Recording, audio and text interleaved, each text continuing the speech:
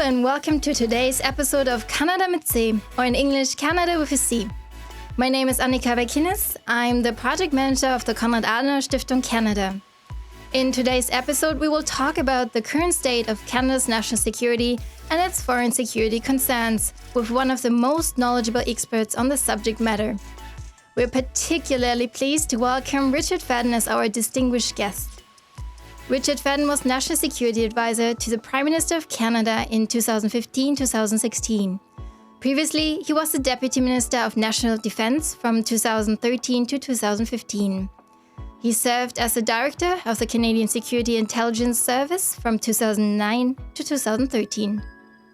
He also served as the Deputy Minister for Citizenship and Immigration Canada, the Deputy Minister of Natural Resources Canada, the President of the Canadian Food Inspection Agency, and Deputy Clerk and Counsel in the Privy Council Office, during which he assumed the additional duties of Security and Intelligence Coordinator.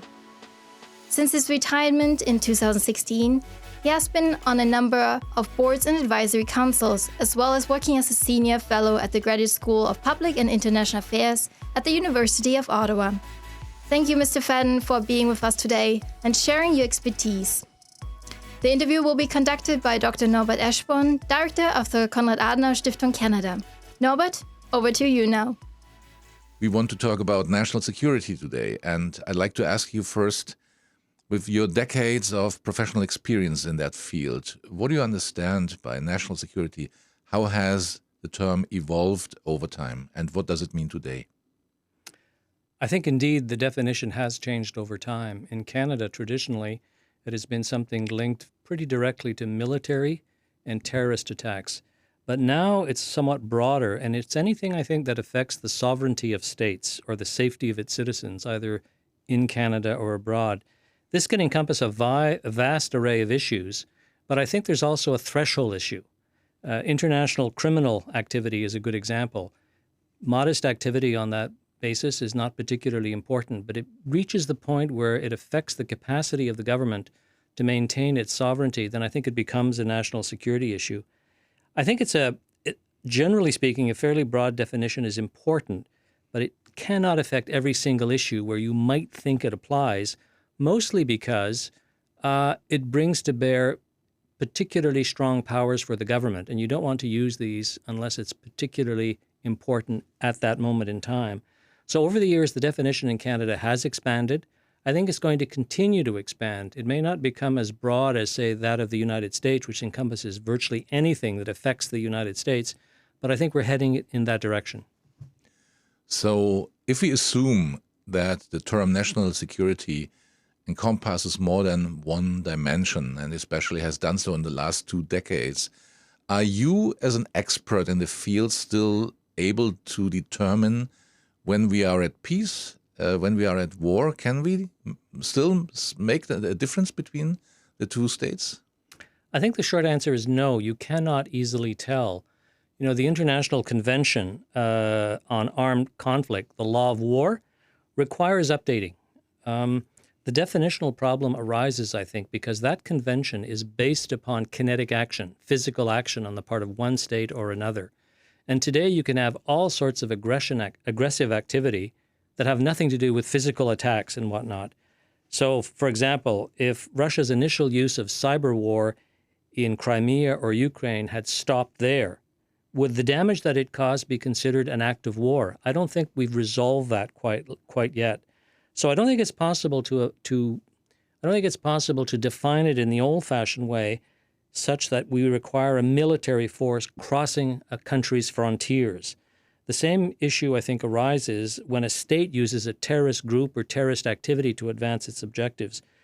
The other issues today is whether or not it's useful or necessary to declare war. You'll know that in the past, countries declared war. It didn't happen in Afghanistan, although there was a UN basis for that convention. It did not happen after 9/11. And it seems to me that the only real advantage today in declaring war is on the part of the defending country, because it enables them to bring into play a variety of powers and whatnot that they might not have otherwise. In your distinguished career, you have been going through different periods of international security. This episode of the podcast is produced on day 8 of the Russian invasion of Ukraine. Under the impression of that crisis, what do you think will be the consequences for transatlantic relations, A, and B, for European security architecture? I don't think we have an absolutely clear answer to that question right now, but let me start with a thought that not everyone may be comfortable with. I think Russia's invasion of Ukraine is indefensible, period. But it's not entirely irrational from their perspective. If you look at Russian history and the extent to which they have been invaded, you cannot help but wonder what they think of the West's intention. You'll be aware that during that brief liberal period in Russia when their secret archives were opened, the West was astonished to discover that, in fact, during the Cold War, the Russians or the Soviets were expecting an invasion from the West. So I think as we look at all of this, we have to think a little bit about what the other side is trying to do or trying to protect itself. So I don't think European security architecture takes this into account in the sense that while the Ukraine really wants to be part of the West, NATO and the EU, perhaps this is simply not possible at this point in time. I think that NATO should remain the pillar of European security. And I don't think that the EU developing a range of foreign defense and security apparatus is going to necessarily advance the cause. Having said that, nothing would prevent Ukraine, if it does not join an alliance, from developing bilateral security ties with a particular state, with Germany, with Canada, or any other country. Your former position was National Security Advisor. Can you explain to us a little bit which duties this position encompasses and which particular challenges do come with it for the incumbent? The Prime Minister in Canada has 2 institutions which supports him, the Prime Minister's office, less than 500 people, and the Privy Council office, something of the order of 1,200 people. The Prime Minister's office is entirely staffed by partisan political operatives, whereas the Privy Council office is staffed by non-partisan public servants. The National Security Advisor is in that particular category. I think the NSA has 3 or 4 main responsibilities. The first is providing information and advice to the Prime Minister on on the whole range of national security issues, coordinating national security issues and departments and agencies that operate in that field, and liaising on national security issues with allies and others. To do this, it requires the National Security Advisor to have a comprehensive knowledge of what's going on in the field, both in Canada and more generally. So I think the NSA is usually presumed to have the right to know on any issue relating to national security. This is also used to resolve interdepartmental disagreements on national security issues, because in Canada, as in Germany, these arise. It's a position that requires a bit of a delicate touch, because when you're acting as the Prime Minister and causing departments and agencies to do something that you want them to do, you're coming up against the concept of ministerial responsibility, where they are presumably accountable for what their departments and agencies are doing or not doing. So it requires a bit of doigté, as they say in French. I think it can be made to work, and it does work, but there's always some sensitivity between the principal ministers on the one hand and the National Security Advisor on the other. So we have a National Security Advisor in Canada. We do not have one in Germany. Both countries do not have a National Security Council. From your perspective, are there any reasons which would actually be in favor of establishing such a council in both countries? I think it's useful to start here by defining what is a National Security Council. And I think in practical terms, it's a committee of cabinet staffed by ministers, sometimes with officials, and usually chaired by the head of government. They also have a secretariat supporting them. Whatever it's called, Canada over the years has had a variety of committees dealing with emergencies. We've had one dealing with Afghanistan. We've had one dealing with 9/11. All of these were sometimes chaired by the Prime Minister, sometimes not. They are all supported by a secretariat, usually headed by the National Security Advisor. I do think we get a little bit fixated with the title of National Security Advisor when in fact what it is, it's a committee chaired by the PM, composed of ministers supported by the NSA. Why doesn't Canada have a formal NSA? I think because we didn't feel it was necessary. We create a special committee when it is necessary. And currently, we have a cabinet committee dealing with safety, security, and emergencies chaired by the emergencies minister, and an incident response group, which we're using to deal with with the challenge in Ukraine, which is chaired by the prime minister. My sense is if it ever becomes absolutely necessary, we'll create an NSC. But I think what's important is whether or not the government and the prime minister are getting the results they want, not whether a particular institutional framework is used. In your previous position, you relied on intelligence obtained by your country's national intelligence agencies. Now, intelligence professionals claim that 60% of their information are coming from open sources anyway. And there are also memoirs by world-renowned statesmen in which they are highly critical of the value of intelligence agencies and their work. For example, neither the developments which led to German reunification or to 9/11 were predicted by intelligence agencies. Where does their value lie anyway, from your point of view? I think that's a very good question, particularly when we remember that intelligence agencies cost a lot of money and political capital. A director of the CIA once told me that his agency, 90% of the information and intelligence that he used came from open sources. Now, I think it's important to note that open source doesn't mean easy to access. You sometimes find it very, very difficult to find it. But in any event, if you use open sources for advising the government, it has to be analyzed, it has to be synchronized with traditional intelligence, and eventually you have to make a judgment on whether or not the source of intelligence is useful. That's a job for traditional intelligence agencies, I think. I think traditional intelligence agencies today are particularly useful in collecting and assessing intelligence relating to medium to short-term operational issues. A treaty negotiation, whether or not a particular terrorist organization is planning something of that nature. As to long-term strategic intelligence, and I come back here to 9/11 and the reunification of Germany or the fall of the USSR, I think intelligence agencies can supplement open sources, but there are always underlying trends that anybody can see. I think that's a really big difference from even 20 or 25 years ago, where essentially you had a few think tanks, a few universities, and intelligence agencies that did this sort of thing. Nothing prevented open source institutions from cogitating on whether or not the wall was going to fall or whether the USSR was going to cease to exist. So I think there's a real there's a real role for intelligence agencies, but it's not the same one as a few years ago. And when it is used, I think they can then take advantage more directly of very intrusive methods of collection that open sources don't have available. If you come to Canada as a foreigner, the impression is that Canadians do not seem overly concerned when it comes to external threats. They think there's an ocean to the west, an ocean to the east, and an ice cap to the north. What can happen to us? Is this assessment merely subjective, or does it stand up to scrutiny? 3 oceans in the United States, plus the fact that for all of our history, we've fallen under another country's security umbrella, initially the British Empire and now the Americans. I think this accounts for our perception, generally speaking, of threats against us as being much less dangerous than they really are.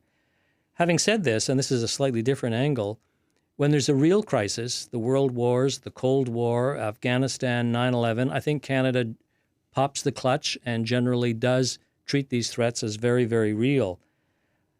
But especially now with threats from the cyber world or space, geography makes no difference at all. And I think there's the beginning of a trend in Canada which recognizes that threats from outside of Canada are more relevant than we used to believe. Added to this change in environment, there are noticeably growing concerns about the threats posed by China and Russia. Polling, I think, clearly indicates that in Canada. But I think it's important to recognize that the threats are not only traditional ones, but also encompass economic threats that perhaps meet the threshold of the definition of national security that I mentioned a little while ago. Generally speaking, I think your opening question is on point. We don't view threats the same way as many of our NATO allies.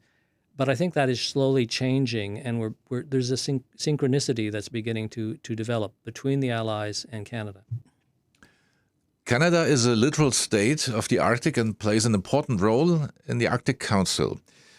Although the Arctic and the Northwest Passage have become more and more important in the last 20 years or so, and China and Russia play an important role in Canadian spheres of interest there, one has the impression that Canada does not overly value international cooperation in that area. Is that a correct impression? And if so, why is that? I think there's some truth to what you're suggesting. Canada has traditionally been very much against the militarization of the Arctic and also of limiting external activity because of very real concerns about the ecology of the Arctic, perhaps basing ourselves partially on the Antarctic model. I think it's important to recall that the Canadian Arctic has an extraordinarily sensitive ecology and is largely unpopulated, at least by European standards. And there again comes some rationale for our concerns about foreign involvement. Having said this, Russia, with respect to not only the Canadian Arctic, but also the European Arctic, its activities and plans, coupled with PRC interests, Canadians' views, I think, are changing. And these views are also changing, I think, in part because the population is increasing. There's an increasing growth in interest of economic development and tourism. So putting all this together, I think Canada has slowly accepted that we're going to have to involve others more than we have in the Arctic. And in fact, given Russia's current behavior, I think that NATO's role in the Canadian Arctic will grow to parallel its activities elsewhere in the alliance. How important is it for the work of any national security advisor that the population of his state has internalized what we call the official national threat perception? And what consequences does it have if that is not the case? And what can a public servant do to change awareness here? I really like that question because it was one of the things that I found relatively frustrating when I was NSA. Assuming that the NSA has a realistic view of national security issues, a realistic issue more so than does the population at large, and possibly more realistic than government's public positions are, there's a gap there that needs to be reconciled. I mean, I think we first have to recognize that Canadian ministers are briefed on threats. They understand them. But generally speaking, and this is true in any democracy, what they say in public and what they're prepared to approve and resource are two different things entirely. So I think in practical terms, this means that the policies, the recommendations on resourcing coming from the NSA are not always easily accepted by the government because of this gap in the perception of the threat that exists between them. So I actually found this on a few occasions. My colleagues and I felt that there was a real threat on activity X, and it was very clear that ministers did not believe that this would be acceptable to the Canadian public as a starting point in developing a policy. So what can an NSA do? I think it's very limited because of the strong convention in Canada that public servants do not contradict ministers, and they don't get very far ahead of them in public. Having said that, you know, one can testify before Senate or House committees, the occasional speech, few commentaries on social media. But I think the scope for changing this gap in threats is greater. The chances of improving this is greater. Pressure from the allies or the existence of real crises. The issue is not unique to Canada. To one degree or other, I think it's true in every democracy, including in Germany. You know, what the government perceives as a threat and what the average man or woman perceives as a threat, not always the same thing. And really, in the end, it's the job of our elected representatives to narrow the gap.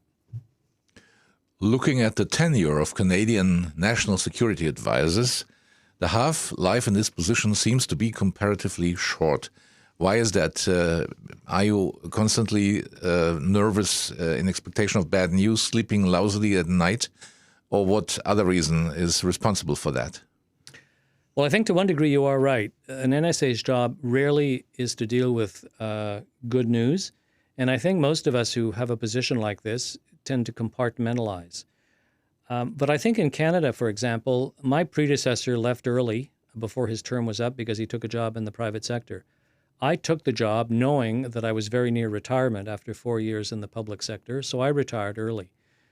I think another factor in Canada is that we really try hard to give the NSA a mix of foreign, defense, and security experience.